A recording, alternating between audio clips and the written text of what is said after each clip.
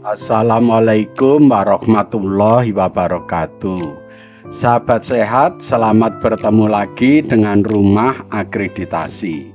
Rumah Akreditasi adalah rumah tempat kita belajar, bertanya, dan berdiskusi masalah akreditasi.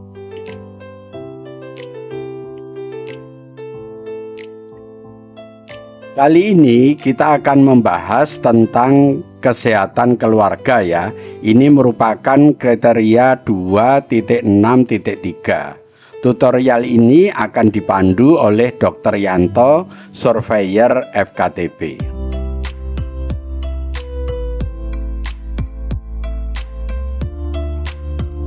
Bapak-Ibu sekalian, mari kita pahami tentang standar 2.6 ya, tentang penyelenggaraan UKM esensial ya. Jadi kesehatan keluarga ini termasuk salah satu bagian dari UKM esensial. Upaya kesehatan masyarakat esensial dilaksanakan dengan mengutamakan upaya promotif dan preventif di wilayah kerja Puskesmas. Jadi Bapak Ibu dalam melaksanakan kegiatan ini upaya kesehatan keluarga itu utamanya yang dilaksanakan adalah upaya promotif dan preventif.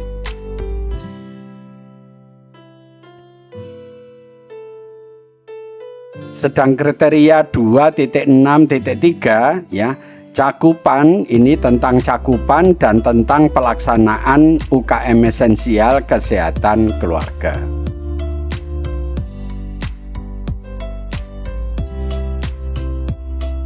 Baik, kita pahami dulu tentang pokok pikiran. Yang pertama, cakupan UKM esensial kesehatan keluarga diukur dengan 6 indikator kinerja utama pelayanannya. Jadi untuk melihat berhasil tidaknya kegiatan kesehatan keluarga itu perlu diukur dengan indikator kinerja utama yang jumlahnya ada 6. Apa aja sih itu ya? Yang pertama adalah persentase ibu hamil yang mendapatkan pelayanan antenatal secara terpadu ya. Ini yang pertama. Kemudian yang kedua, persentase balita yang mendapatkan pelayanan sesuai dengan standar minimal.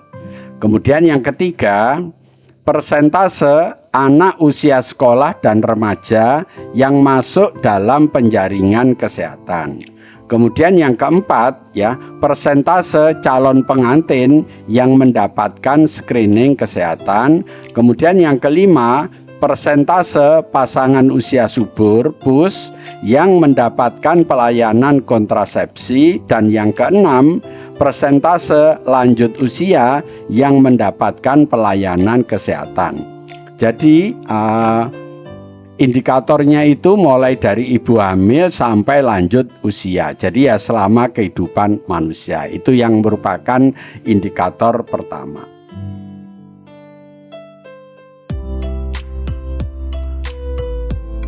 Pokok pikiran berikutnya ya, penetapan indikator kinerja utama yang pelayanan kesehatan keluarga terintegrasi dengan penetapan indikator kinerja Puskesmas. Jadi Bapak Ibu dalam membuat indikator kinerja utama sebaiknya dijadikan satu dengan penetapan indikator kinerja Puskesmas ya. Jadi kalau sudah ada di indikator kinerja Puskesmas, tidak perlu membuat lagi indikator kinerja utama. Kecuali jika indikator kinerja utama yang jumlahnya 6 tadi belum masuk dalam indikator kinerja Puskesmas, ya berarti perlu dibuatkan SK tersendiri ya. Pelayanan antenatal terpadu adalah pelayanan antenatal komprehensif dan berkualitas yang diberikan kepada semua ibu hamil serta terpadu dengan program lain yang memerlukan intervensi selama kehamilannya. Ya, ini yang dimaksud dengan pelayanan ANC terpadu ya.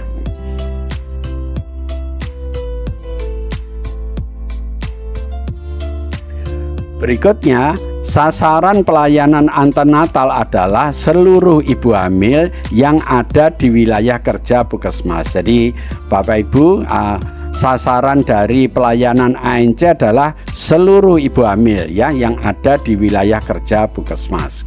Kemudian pelayanan kesehatan balita yang mendapatkan pelayanan sesuai dengan standar minimal. Apa saja itu ya? Yang pertama adalah penimbangan berat badan ya. Yang kedua adalah pengukuran panjang badan dan tinggi badan, kemudian pemantauan perkembangan ya, kemudian imunisasi ya, kemudian pemberian vitamin A, dan yang terakhir adalah pelayanan balita sakit. Jadi ini adalah standar minimal untuk balita ya. Jadi sekali lagi, standar minimal untuk balita itu penimbangan berat badan, pengukuran panjang badan atau tinggi badan, pemantauan perkembangan, kemudian imunisasi, pemberian vitamin A, dan pelayanan balita sakit ya. Jadi MTBS ya.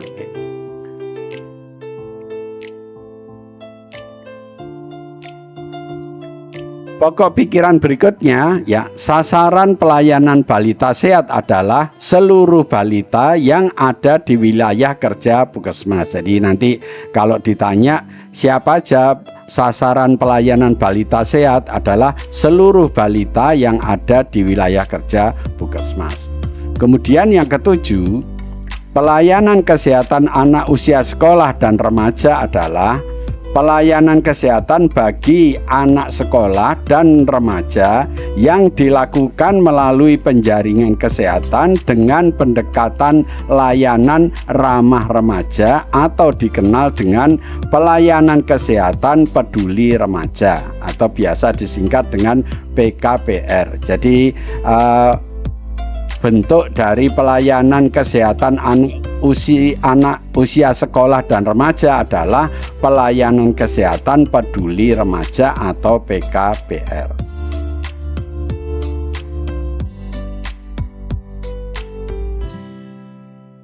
Pokok pikiran berikutnya, Puskesmas dapat dikategorikan mampu memberikan pelayanan PKPR jika ya, yang pertama, memiliki tenaga yang terlatih ya atau terorientasi PKPR. Yang kedua, tersedia layanan konseling bagi remaja. Kemudian yang ketiga, minimal membina 1 posyandu remaja lah. Jadi ini adalah kriteria kapan suatu puskesmas itu dikatakan mampu memberikan pelayanan PKPR ya, jika 1, ada tenaga yang terlatih, kemudian ada layanan konseling, dan minimal membina 1 posyandu remaja. Itu adalah kriteria mampu memberikan pelayanan PKPR.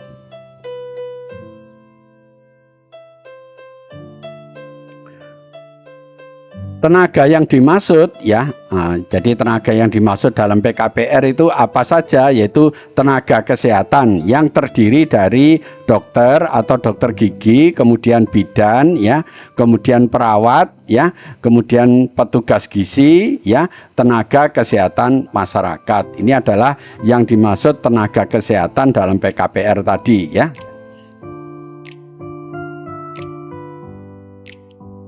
Kemudian tenaga non-kesehatan yang terlatih atau mempunyai kualifikasi tertentu, yaitu bisa dari guru, kemudian dari kader kesehatan, bisa dokter kecil ya.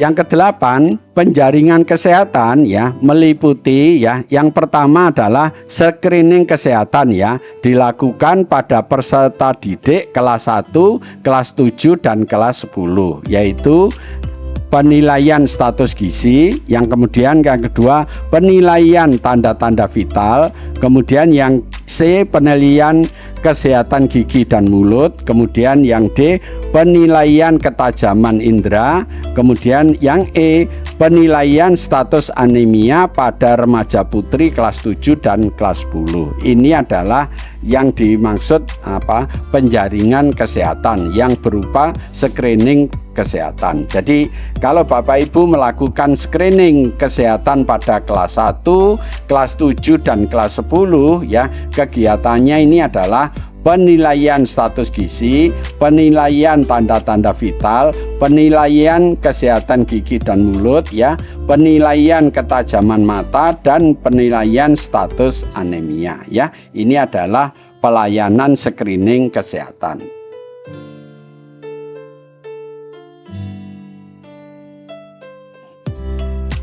Kemudian tindak lanjut dari hasil screening kesehatan ya. Yang pertama adalah memberikan umpan balik hasil screening kesehatan. Kemudian yang kedua, melakukan rujukan jika diperlukan. Nah, dan yang ketiga, memberikan penyuluhan kesehatan. Jadi setelah dilakukan screening kesehatan, perlu dilakukan tindak lanjutnya. Tindak lanjutnya apa? Yaitu memberikan umpan balik dari hasil screening, kemudian melakukan rujukan jika diperlukan, dan memberikan penyuluhan kesehatan. Ini adalah tentang tindak lanjut hasil screening kesehatan.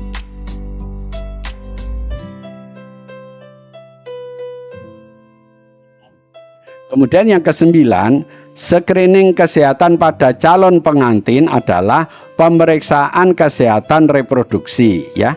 Apa saja pemeriksaannya? Yaitu yang pertama anamnesa ya, ini menggali data-data tentang calon pengantin itu. Kemudian dilakukan pemeriksaan fisik ya, apakah calon pengantin itu sehat atau tidak. Kemudian pemeriksaan status gizinya ya, apakah calon pengantinnya itu kurang gizi atau tidak. Juga pemeriksaan darah, dalam ini adalah hemoglobin ya, untuk memeriksa apakah calon pengantinnya itu anemia atau tidak. Kemudian screening imunisasi TT, jadi apakah calon pengantin itu sudah mendapatkan TT atau belum. Kemudian yang berikutnya adalah KIE tentang kesehatan ya calon pengantin. Jadi siapa sasarannya? Sasarannya adalah seluruh calon pengantin yang ada di wilayah kerja Puskesmas. Jadi ini adalah tata cara pemeriksaan calon pengantin ya, tentang pemeriksaan kesehatan reproduksi.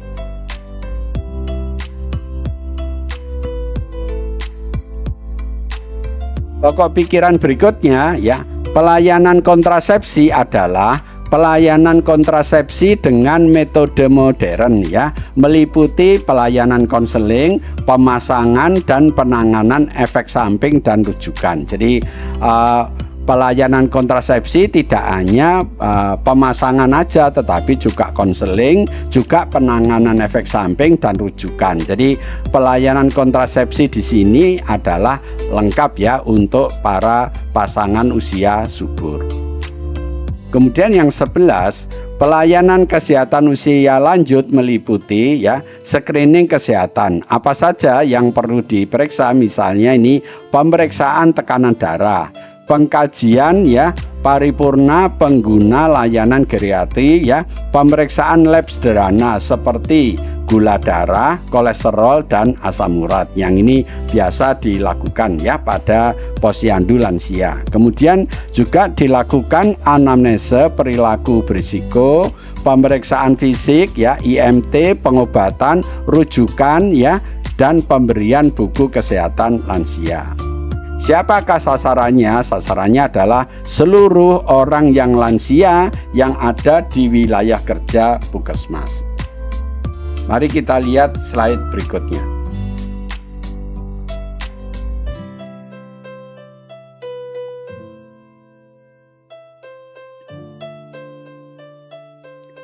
Pokok pikiran berikutnya yang 12, untuk mencapai kinerja UKM esensial kesehatan keluarga, perlu dilakukan upaya promotif dan preventif. Apa aja upaya promotif dan preventifnya ya?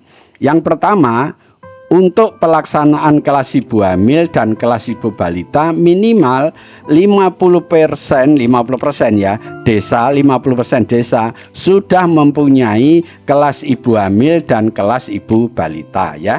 Ini pelaksanaan dari kegiatan promotif dan preventif ya. Kemudian yang kedua, Puskesmas sudah melakukan orientasi P4K. Kemudian yang ketiga, Puskesmas melaksanakan penyediaan fasilitatif minimal 2 kali dalam setahun. Kemudian yang keempat,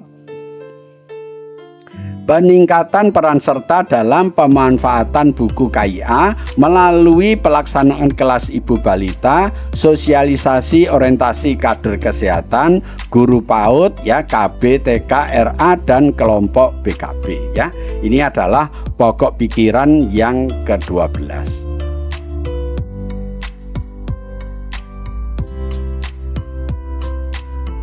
Pokok pikiran berikutnya ya, Puskesmas yang PKRP itu menjangkau ya sasaran remaja di luar gedung melalui UKS baik di sekolah umum maupun SLB, pesantren, posyandu ya, pramuka, pelayanan ke panti ya, dan ke rutan anak ya. Kemudian Puskesmas melakukan kerjasama dengan kantor urusan agama KUA atau lembaga agama yang lain dan lintas sektor terkait lainnya dalam mendorong calon pengantin untuk mendapatkan pelayanan kesehatan reproduksi.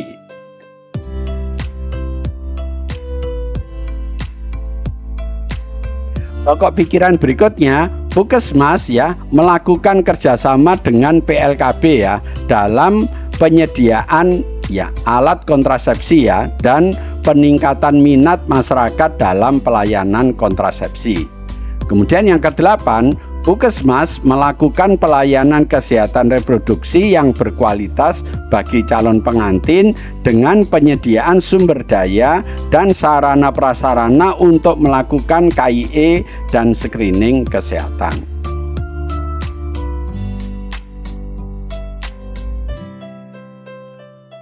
Berikutnya yang ke-9, pemanfaatan kohort ya usia reproduksi dalam memantau pelayanan bagi Jatin, ya PUS dan pelayanan KB. Kemudian pelayanan lansia di Puskesmas yang santun lansia itu mengikuti prinsip-prinsip sebagai berikut ya. Jadi yang pertama, memberikan pelayanan yang baik dan berkualitas ya. Kemudian yang B, memberikan prioritas pelayanan kepada lansia dan penyediaan sarana yang aman dan mudah diakses. Kemudian yang C, memberikan dukungan atau bimbingan pada lansia dan keluarga secara berkesinambungan dalam memelihara dan meningkatkan kesehatan. Jadi dalam pelaksanaan pelayanan lansia perlu mengikuti tiga prinsip ini ya. Jadi pelayanannya harus baik dan berkualitas, sarananya harus aman dan mudah diakses, dan ada bimbingan ya bagi lansia. Ini tentang pelayanan lansia.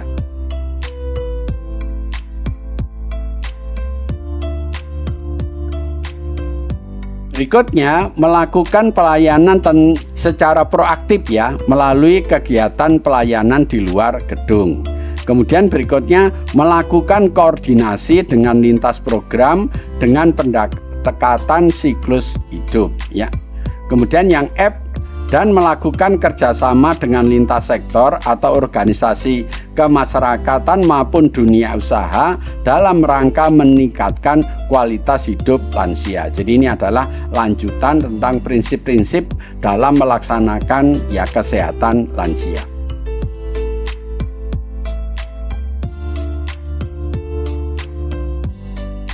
Yang ke-13, adanya dokumentasi hasil upaya-upaya pelaksanaan 6 indikator utama ya. Jadi indikator kinerja utama di Kesga ini jumlahnya ada 6 ya.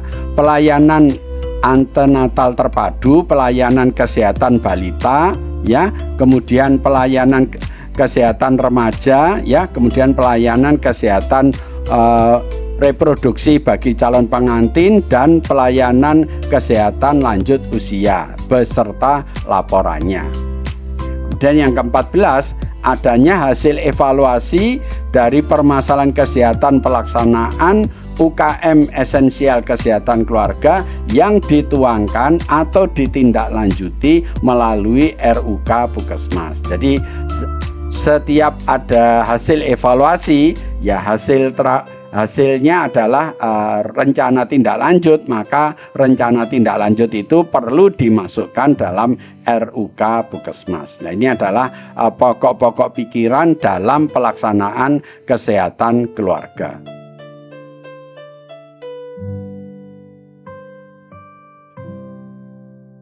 Berikutnya, dilakukan pemantauan ya atau monitoring ya. Jika ada masalah perlu dianalisis ya menggunakan fishbone diagram, kemudian dicari penyebabnya, kemudian dibuat rencana tindak lanjut.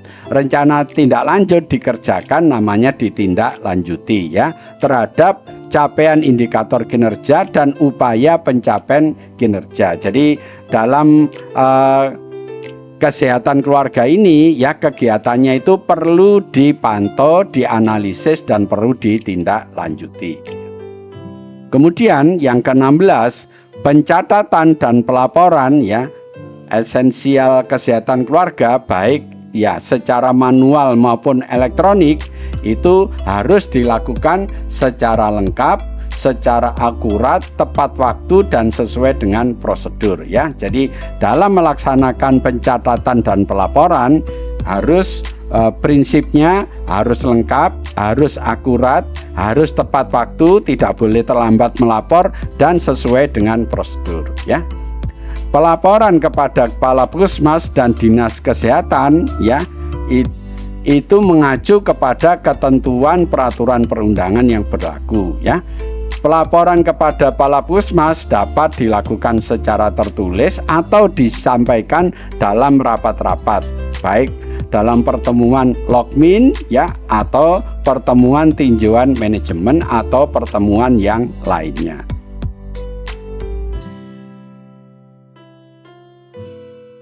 Baik, setelah kita memahami ya tentang pokok pikiran dalam pelayanan kesehatan keluarga, sekarang kita lihat elemen penilaiannya ya. Kita lihat EP yang pertama ya. Tercapainya indikator kinerja pelayanan UKM esensial keluarga sesuai dengan pokok pikiran. Jadi indikator kinerjanya utama tadi ada 6, itu harus diukur kemudian dievaluasi ya tercapai atau tidak ya. Kemudian kalau tidak tercapai perlu dianalisis ya. Untuk memenuhi EP yang pertama ini ada 2 yang diminta, yaitu regulasi dan dokumen ya.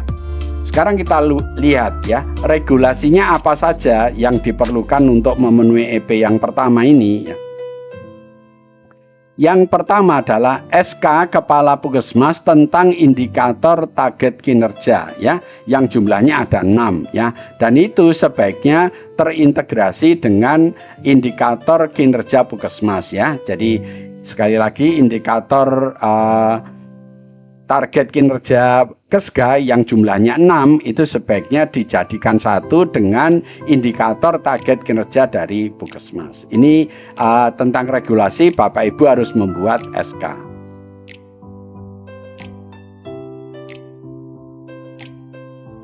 Jika Bapak Ibu kesulitan untuk membuat SK ya, Bapak Ibu perlu menonton video ini ya. Video yang berjudul SK ya, surat keputusan ya. Video ini ada di channel Rumah Akreditasi. Jadi nanti ini Bapak Ibu kalau masuk dalam YouTube ya, cari Rumah Akreditasi, kemudian cari yang judulnya SK ya. Di dalam video ini ya sudah dijelaskan langkah demi langkah cara membuat SK ya. Jadi diharapkan setelah menonton video ini Bapak Ibu paham tentang cara membuat SK ya. Kita lihat slide berikutnya.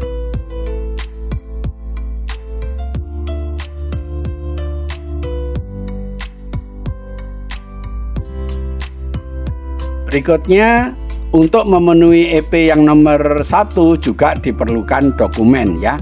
Dokumen apa yang perlu disiapkan ya?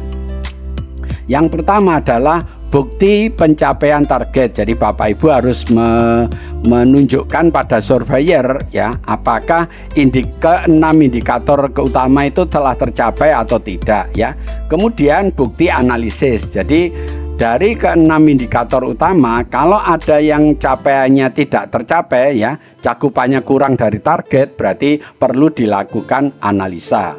Nah, bukti analisanya ini juga perlu Bapak Ibu tunjukkan ke surveyor. Jadi untuk dokumen ini ada 2 yang perlu Bapak Ibu tunjukkan ke surveyor, yaitu bukti pencapaian targetnya, kemudian bukti analisisnya ya.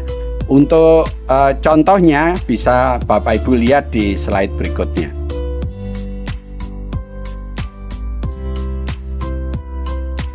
Jadi bukti analisis ya, Bapak Ibu bisa membuat tabel seperti ini ya.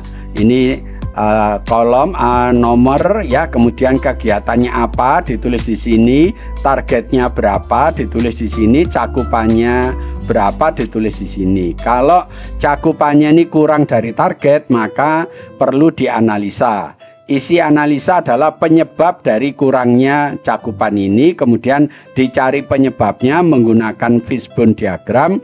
Jika sudah ketemu penyebabnya, dibuat rencana tindak lanjut. Nah, ini diisi kemudian ditunjukkan pada surveyor sebagai bukti analisa ya.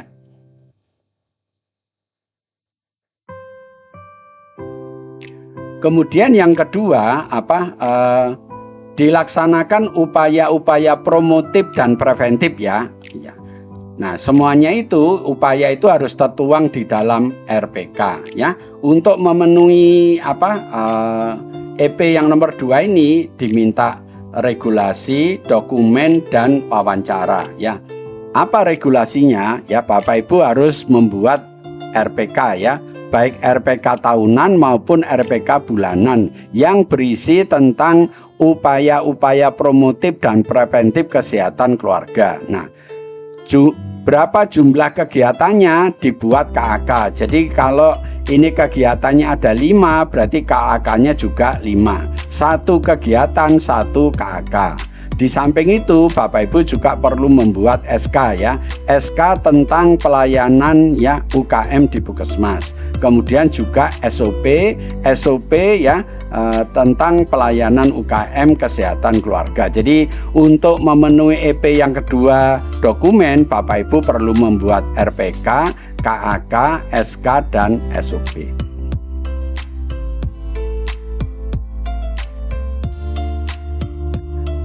Jika Bapak Ibu kesulitan membuat KAK ya, tadi karena diminta untuk membuat KAK, silakan menonton video ini ya. Video yang berjudul KAP atau KAK. KAP ini kerangka acuan program, kalau KAK itu kerangka acuan kegiatan ya. Video ini ada di channel Rumah Akreditasi ya. Dalam video ini nanti dijelaskan langkah demi langkah cara pembuatan KAK. Jadi setelah menonton video ini, Bapak Ibu nanti diharapkan sudah paham atau mengerti cara membuat KAK.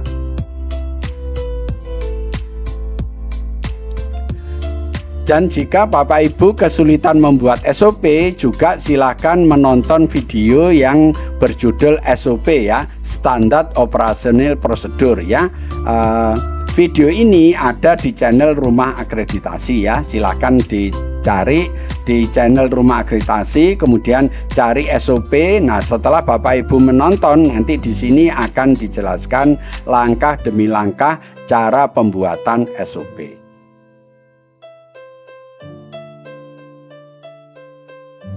Baik, kita lihat EP berikutnya ya, EP nomor 3 ya. EP masih nomor 2 tapi yang wawancara ya. Dokumennya masih ada. Kita lihat dokumen yang berikutnya ya. Bukti pelaksanaan ya, bukti pelaksanaan tentang pelayanan dan ini. Tentang bukti pelaksanaan kita bagi menjadi 2, ada kegiatan dalam gedung dan ada kegiatan di luar gedung ya. Untuk bukti kegiatan di dalam gedung apa saja, bisa dalam bentuk register, bisa dalam bentuk buku bantu ya. Jika berupa pertemuan maka ini buktinya ya, ada undangan, ada absensi, ada notulen dan ada gambar. Ini kalau kita singkat namanya uang. Jadi uang ini adalah bukti kalau Bapak Ibu melakukan pertemuan. Sedangkan untuk kegiatan luar gedung bisa menggunakan buku harian atau buku kegiatan, bisa menggunakan laporan atau LHK ya, laporan hasil kegiatan, atau menggunakan SPJ ya. Semuanya ini akan lebih baik jika ditambah dengan surat tugas dan foto kegiatan. Yang tidak boleh, jangan hanya membuktikan dengan adanya surat tugas dan foto kegiatan. Jadi ini hanya tambahan untuk melengkapi ya nomor 1, 2, dan 3. Ya, ini semuanya merupakan bukti pelaksanaan kegiatan.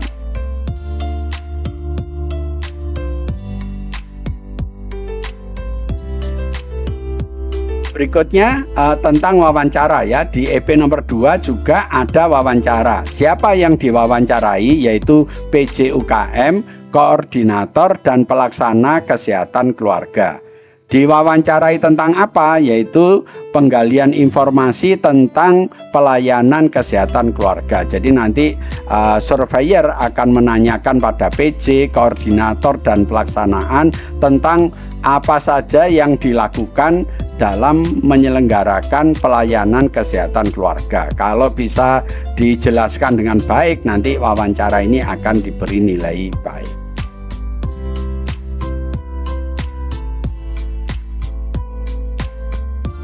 Berikutnya yang nomor 3 ya, dilakukan pemantauan atau monitoring ya secara periodik dan berkesinambungan terhadap capaian indikator dan upaya yang telah dilakukan ya. Jadi capaian indikator yang 6 jumlahnya 6 tadi itu perlu dipantau secara periodik ya. Dalam memenuhi EP yang nomor 3 itu ada dokumen dan ada wawancara ya. Sekarang kita lihat dokumennya ya. Dokumen apa aja yang diperlukan untuk memenuhi EP nomor 3 ya.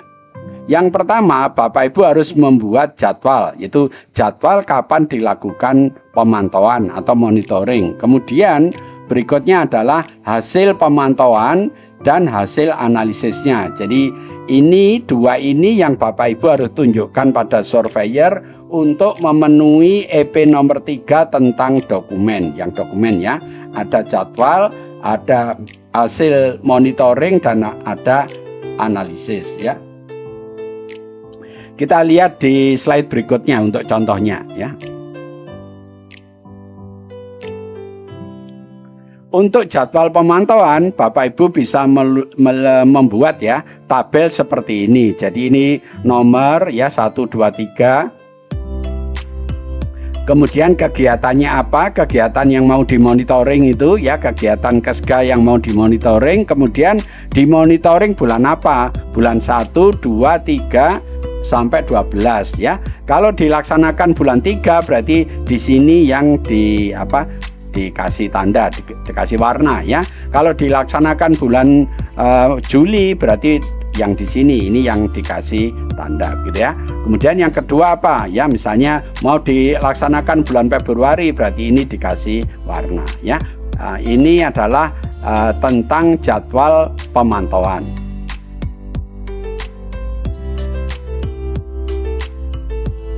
Kemudian untuk bukti pemantauan ya, ini contohnya adalah pemantauan tentang kegiatan. Jadi Bapak Ibu bisa membuat format seperti ini. Ini nomor kegiatannya apa, kegiatannya apakah sasarannya sesuai, kalau sesuai dicentang sini, kalau tidak sesuai dicentang di sini.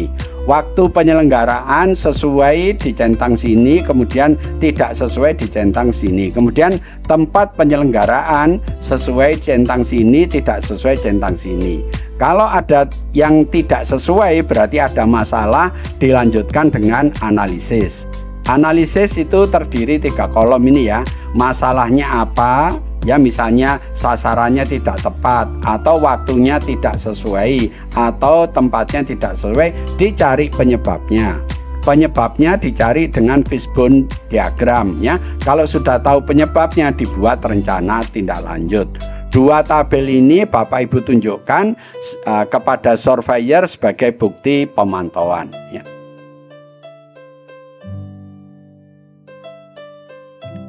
Kemudian yang EP yang nomor 3 juga diminta wawancara ya. Siapa yang diwawancarai? Yaitu PJ ya, koordinator dan pelaksana. 3 orang ini yang akan diwawancarai. Diwawancarai tentang apa? Yaitu tentang pemantauan dan tentang penilaian. Jadi Bapak Ibu yang PJ, koordinator dan pelaksana nanti sama surveyornya akan ditanyai tentang bagaimana caranya melakukan monitoring dan bagaimana cara melakukan evaluasi ya. Kalau ketiga orang ini bisa menjelaskan dengan baik, nanti wawancara ini akan diberi nilai baik.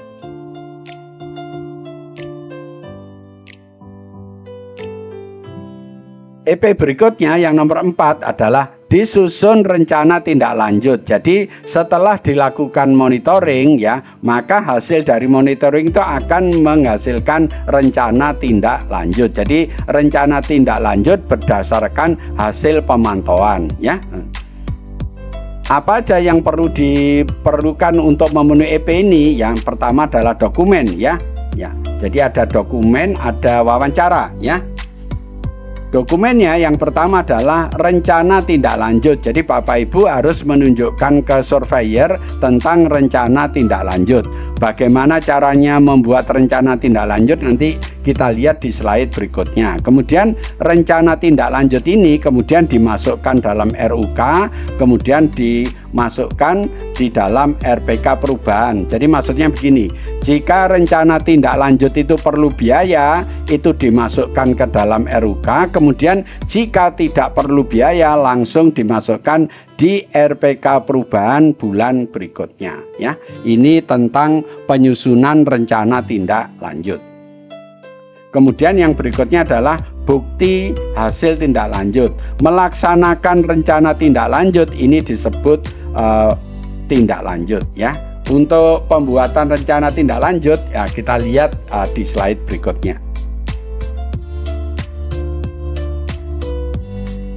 Bapak Ibu sekalian, untuk bukti rencana tindak lanjut nanti kalau ditanyakan sama surveyornya mana bukti rencana tindak lanjutnya, Bapak Ibu bisa membuat tabel dengan kolom sebagai berikut. Jadi ini nomornya, kegiatannya apa, tujuannya apa, sasarannya siapa, tempatnya di mana, waktunya kapan, pelaksananya siapa, biayanya berapa. Nah ini Bapak Ibu tunjukkan, ini merupakan bukti rencana tindak lanjut. Jadi tabel ini nanti Bapak Ibu tunjukkan pada surveyornya.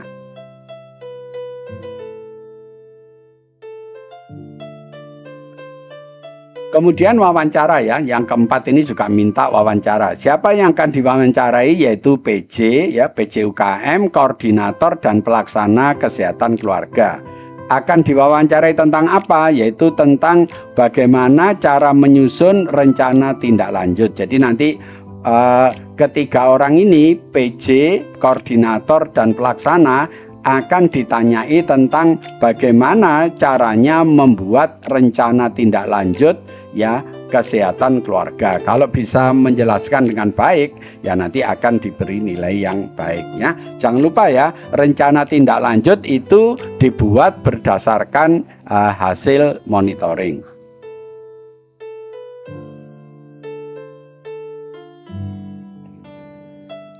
Berikutnya yang kelima, dilaksanakan pencatatan pelaporan baik kepada Kepala Puskesmas dan Kepala Dinas Kesehatan ya. Ada 3 yang diminta untuk memenuhi EP yang nomor 5 ya. Ada regulasi, ada dokumen dan ada wawancara ya. Sekarang kita lihat regulasinya. Regulasi apa saja yang diperlukan untuk memenuhi EP yang nomor 5. Yang pertama, Bapak Ibu harus membuat SOP ya, SOP tentang pencatatan dan pelaporan. Kemudian ya,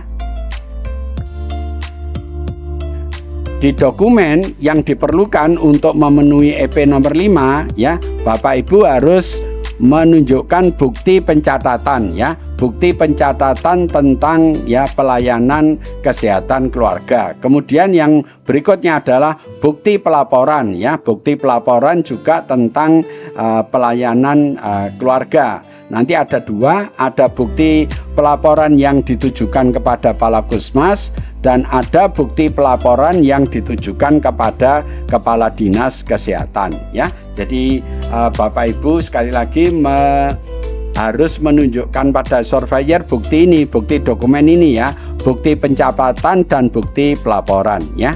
Ya. Apa aja itu bukti-buktinya bisa kita lihat di slide berikutnya.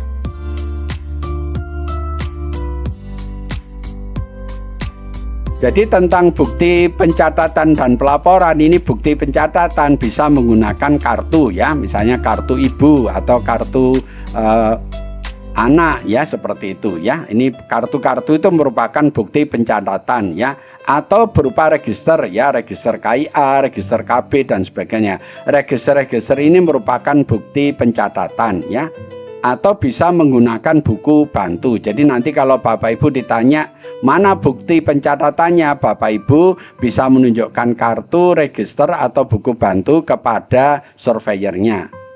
Kemudian untuk pelaporan, Bapak Ibu bisa menunjukkan bukti tentang laporan bulanan atau laporan tahunan atau laporan yang lewat aplikasi, yaitu aplikasi di Kesga ya. Jadi nanti Bapak Ibu bisa menunjukkan laporan bulanan, laporan tahunan atau aplikasi Kesga ini sebagai bukti pelaporan ya.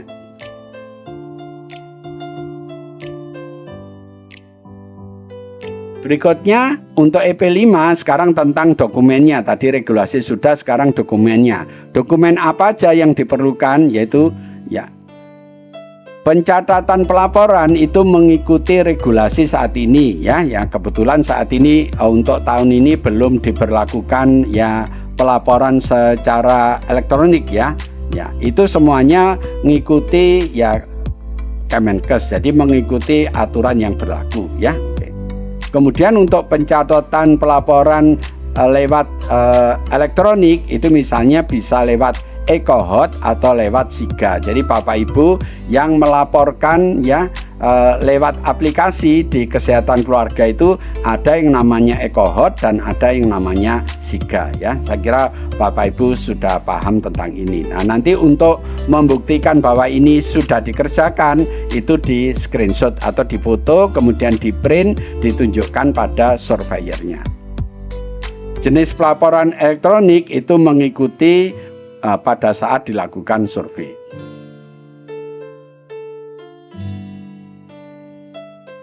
Berikutnya untuk EP nomor 5 ini juga ada wawancara yang ketiga ya. Jadi siapa yang diwawancarai, yaitu Kepala Puskesmas, PJ, UKM, Koordinator dan Pelaksana. Jadi untuk EP5 ini ada 4 orang yang akan diwawancarai. Diwawancarai tentang apa? Yaitu tentang pencatatan dan pelaporan. Jadi kalau keempat orang ini saat diwawancarai oleh surveyor bisa menjelaskan dengan baik ya, maka nanti wawancara ini akan diberi nilai baik ya. Terima kasih telah menonton video ini ya. Jika video ini Bapak Ibu anggap baik, tolong kami diberi like ya. Dan Bapak Ibu jangan lupa untuk subscribe ya, agar Bapak Ibu tidak ketinggalan kalau kami upload video yang baru. Dan kalau ada sesuatu yang kurang jelas, tolong Bapak Ibu menulis di komen YouTube ya, di channel Rumah Akreditasi. Atau kalau Bapak Ibu pengen dibuatkan konten ya, materi tentang sesuatu yang sesuai yang diinginkan, juga tolong menulis di komen YouTube channel Rumah Akreditasi. Kemudian yang terakhir, bantu kami untuk share video ini kepada teman yang lain, sahabat yang lain, sejawat yang lain, agar teman dan sejawat yang lain ikut mendapatkan manfaat dari video ini ya. Lebih kurangnya saya mohon maaf. Mari kita akhiri tutorial kali ini dengan membaca hamdalah. Alhamdulillahirobbil alamin. Wassalamualaikum warahmatullahi wabarakatuh.